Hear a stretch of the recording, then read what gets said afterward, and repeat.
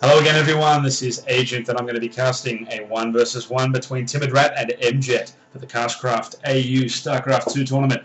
This is the deciding match in a best-of-3 pre-season friendly series before the main tournament actually begins. This series is currently tied up 1-1 after TimidRat took down the first match with a decisive macro lead, but mJET taking a game back in the second match with superior military strength and unit composition.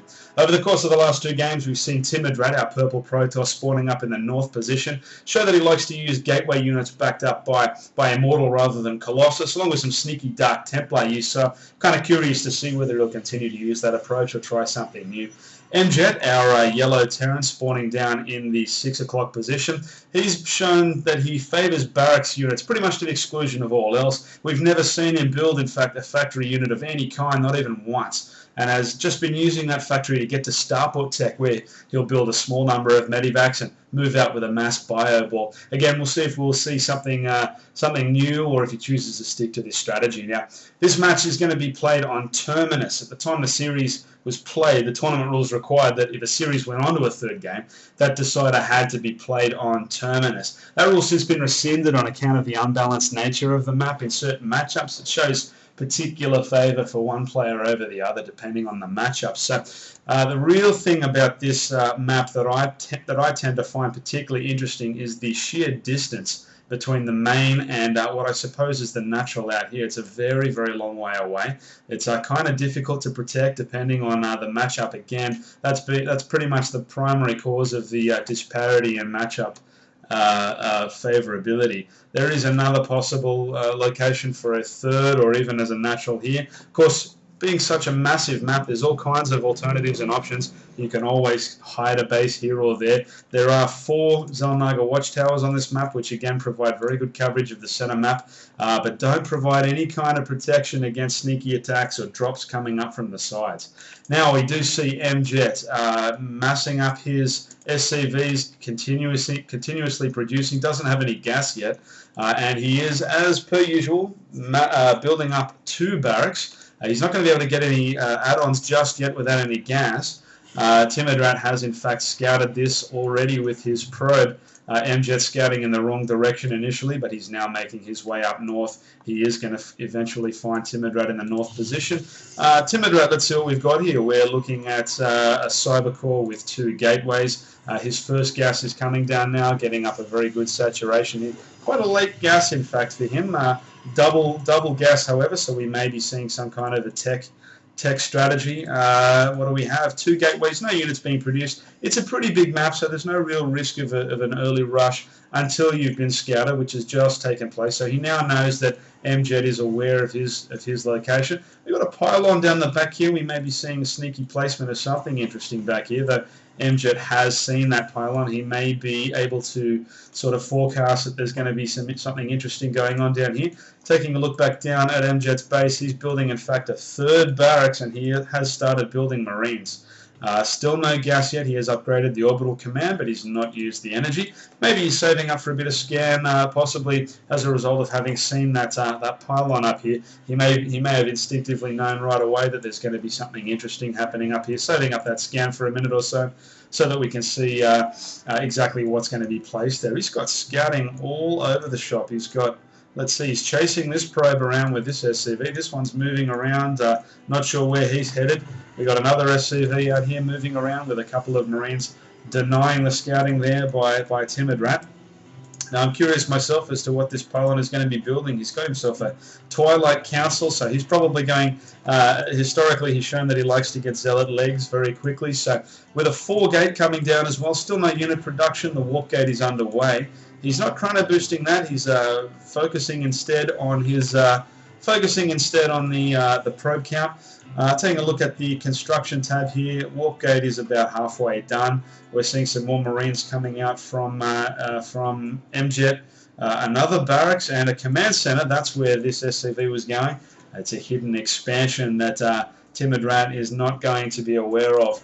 Let's see, we've got another two more barracks coming down. Still no gas. We're going to be seeing a mass Marine rush in very short order, I think.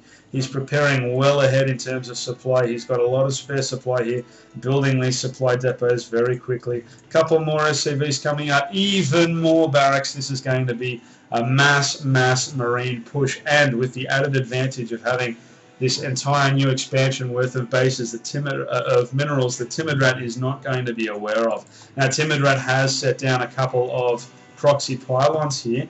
His warp gate research is just about finished, and he has been scanned. His 4-gate, mJET is aware of this 4-gate. He's going to know that he's going to need to put on this pressure as quickly as possible. I'm sure that he's able to intuit that there is a proxy pylon nearby somewhere. He's going to have to start moving out very soon in order to prevent TimidRat from gaining the upper hand with forward pylon pressure. Now, warp gate has been finished. He's upgraded all 4 of his gates. Still no unit production yet, even at the proxies. He has decided to expand. He's got both gases up a little prematurely, possibly a bit too early. I think he might have spent that money on either more pylons or perhaps a couple of units or some tech. What are we seeing? It is a dark shrine. That's what that hidden structure is. Don't think mJET is aware of that just yet. We're not seeing zealot legs or blink yet, so again, 0 unit production so far for TimidRat. This is a theme that we've seen in the past 2 games. He tends to build up all his technology before he starts to build any units of pretty much of any kind. We've got the robo facility coming down now, which he's not going to be able to support along with all 4 gates until he starts to get this this expansion up and running. I'd like to see some probes being built here, and at least 5 or 6 probes being transferred over. That isn't happening. If he doesn't make use of this expansion, he's not going to be able to keep all 4 gates producing along with the robo facility. We have seen TimidRat likes very much to use immortals, so we'll see if he starts producing those. Here come a couple of zealots off the bat. We'll see whether he intends to be aggressive with those or not. We're seeing a barracks floating across the map here. Not sure where that's going. He may just be using it for scouting, or perhaps he wants to proxy that for rapid reinforcement. There's still no gas here, and we have an idle mule. Oh, just a slight misclick there. That mule has lived out its life, and it's about to fall to pieces. Here comes the first DT. Now, there is no detection here other than the Orbital Command's ability to scan. He has moved his army out. He's going to get intercepted, lose a couple of troops from this DT, but he is going to lose all of his SCVs to 1 DT up here. There's another DT kind of stuck here, trying to cause a little bit of damage to these buildings. I suspect these buildings will either continue to build through this damage to reinforce this attack. That would pretty much make this attack an all-in.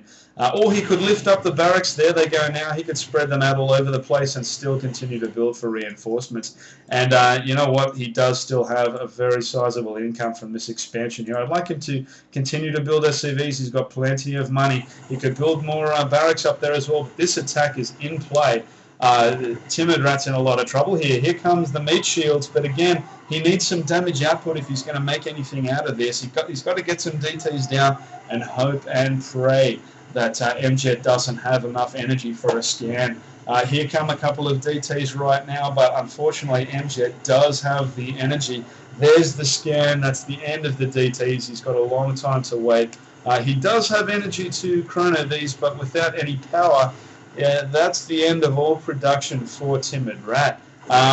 Wow, that's a nice short and sweet move right there. TimidRat going to lose everything in his base. His probes, he could probably get away down here if he makes a quick move. There he goes now. He's going to be able to escape to his expansion, but he has no production facilities. These gateways, these warp gates, they're not going to count because they don't have any power. They cannot be used for any purpose whatsoever, and he's going to lose them outright very soon. mJET seeing these fleeing probes, trying to take them down. I don't think he's aware that the majority of the probes did in fact escape, though I'm sure he's wondering where they went. He doesn't quite know that yet. He does actually have another expansion over at the 3 o'clock position, directly behind one of TimidRat's proxy pylons, which he can no longer use in the absence of any production facilities. And he is, of course, supply blocked right now with the loss of most of his probes. mJET's going to catch this Dark Shrine if he sticks his head in, and that's going to be the end of all possibility of production. We've got some pylons coming back up. Wow, still supply blocked quite deeply. He's going to need to get some gateways up here very, very promptly. As soon as these first pylons come down, he needs to start punching out some pylons and start harvesting this gas. He does have a full saturation on the mineral, so if he can get some production facilities up rapidly, as far as he's aware, mJET has no income right now. I'm sure that he believes this is a base race, but there are a number of barracks and structures out and about that he doesn't know about. So, in fact, this base race is not a base race at all. It's quite the lost cause. He's going to lose all of these structures. He still has no production capability, and unless he starts punching out some gateways very, very soon, there's no use for this money that he's harvesting. Not sure where all these probes are going. He probably realizes that there's going to be a great deal of incoming force in very, very short order. In fact, it's not these Marines turning the wrong way. He's probably going to search down here for the expansion or search for it in some hidden corner of the map. He has located this 9 o'clock nexus here. I'm sure that he's going to send his units out here to deal with that. This other barracks right here going to detect his actual base. He's got 2 gateways coming up, but I just don't see him being able to produce anything out of them fast enough to do anything about this. Not sure what's happening with this little cluster of probes up here. Maybe a last-ditch effort to maintain a production capability after losing this base. He may still be of the opinion that he's in a base race here. He doesn't realize that mJET, in fact, has 2 complete, fully functioning bases. With another one coming down, I don't really see how TimidRat can do anything here unless he starts producing very, very quickly from another base other than this one. He only has one other base that's only just now coming down. This game, although TimidRat doesn't know it, is already over. Here comes the DT now to make an attempt to disable this army, but he's just running back and forth without attack orders. One scan from mJET and this DT is done and dusted. All of his probes going down now. mJET even bringing in some SCVs to add insult to injury. All of these probes going to go down, and with absolutely 0 mining and no production capability, there is quite literally nothing that TimidRat can do here. He doesn't have any options, any possibilities. I don't think he's got any probes left after these ones go down. He has built this, he's rebuilt his main. That's going to be detected in short order, I think. All of the other locations on the map have been passed over by mJET's floating barracks, and look, this other expansion did get picked out by TimidRat, but he's still got this one to deal with, and if nothing else, all mJET has to do is stay afloat in the air, and these DTs are not going to be able to do anything about a floating orbital command, no matter how much he may need to complete this base race. He's just not going to be able to do any damage at all to an orbital command, whereas these Marines are more than capable of hitting land and air. Anything that TimidRat can do, these Marines are capable of dealing with it. So at this stage, I don't see any outs for TimidRat. Though he's staying in the game, he's persevering.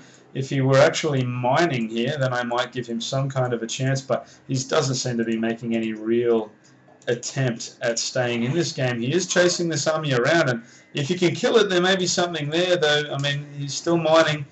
He will still be mining out of this base, and he has several barracks. He's going to be able to rebuild anything that gets destroyed, I think. I don't see any way that TimidRat can survive this game. As soon as this base goes down, there's going to be nothing left. This one, he's not using it, not producing any probes. This game is all but over. There's really not a whole lot left to say until, let's see, here comes mJET. He's going to be dealing with this Nexus. There's just nothing that TimidRat can do. I'm really quite surprised that we're still in the game here. Looking from TimidRat's point of view, he knows that there's an orbital command here that he can't touch. He's got to know that he's got no chance of, actually getting a base up and running. Wow. TimidRat now with nothing more than, let's see, he's got, what, 0 probes? Does he have any probes anywhere on the map? Not as far as I can tell. Unit canning station. All right, says we've got 1 probe out there, though I can't see it. Where's that probe? Where's that probe? No probe. No probe. Where's the probe? Well, I found this Dark Templar. No probe, it's around somewhere. There it is. Look, and there goes the GG. No idea where you're getting the mins. Well, the simple answer to that was he had this base down here for quite a substantial period of time. He's got this base up here that is currently mining. Not a great deal, but, he didn't really have he didn't require any mining beyond this army.